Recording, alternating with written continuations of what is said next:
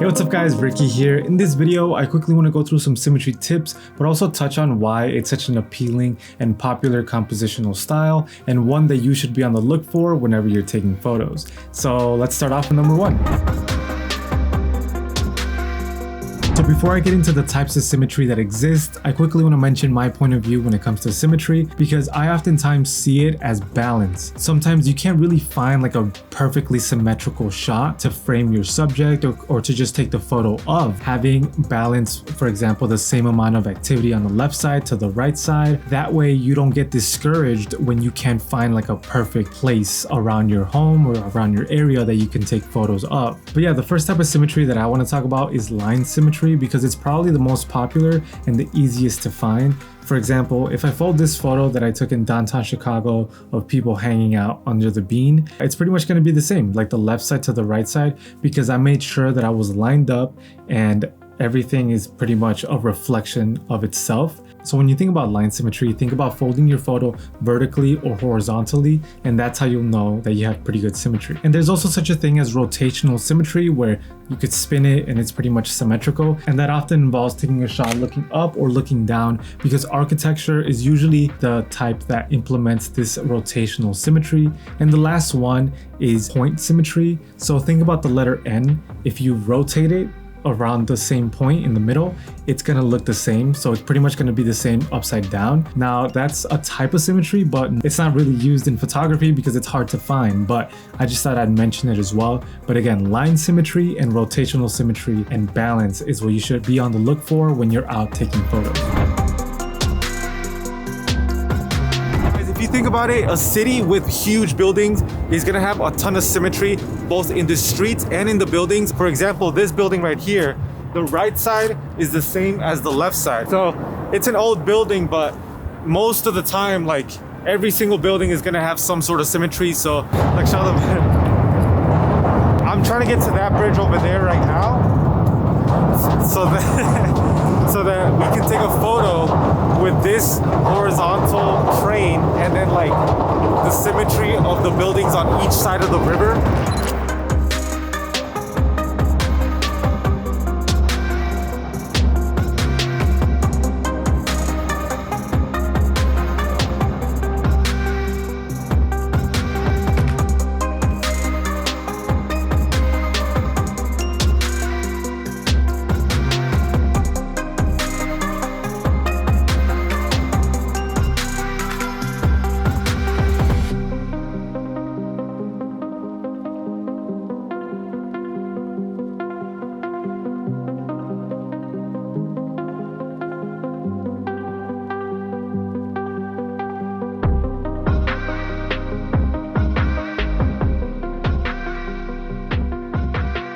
So as you saw, if you're wondering where you can find symmetry, usually all you have to do is plan a day where you can go out and explore, and I can assure you that you're gonna find a really cool street, some really cool buildings, like a cool path like at the subway or train station, some stairs. You'll for sure be able to find a spot that has some symmetry to it.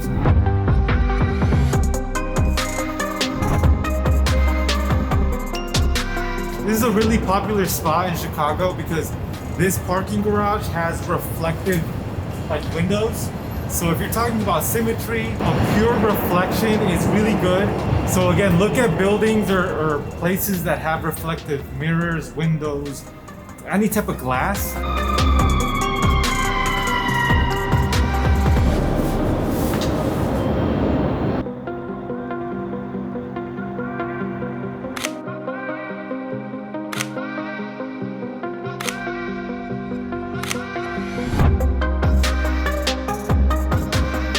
Whenever you're standing and you're trying to line up, for example, the lines, like the rule of thirds and stuff like that, try to move your lower half instead of trying to like go like this, because it's honestly faster if you like lean back and then to one side versus trying to like go with your hands. Now also remember to straighten your photo when you're editing, because it can be a quick fix and it really enhances your photo and makes you look like a pro. Now if you don't really feel too comfortable making micro adjustments with your camera in your hand, you can always carry your tripod, and that way you for sure get straight and sharp photos pretty much every time. I think symmetrical photos can look so good and clean that I really encourage everyone watching to keep an eye out and just try to find like a really cool photo that has some symmetry to it. And if you found this video and photo examples helpful, I would really appreciate it if you dropped a like real quick and also subscribed if you haven't already. Oh, and if you have some symmetry photos, send them to us because we'd love to check them out. But that's it for this one, guys. I'll see you in that next video. Take care.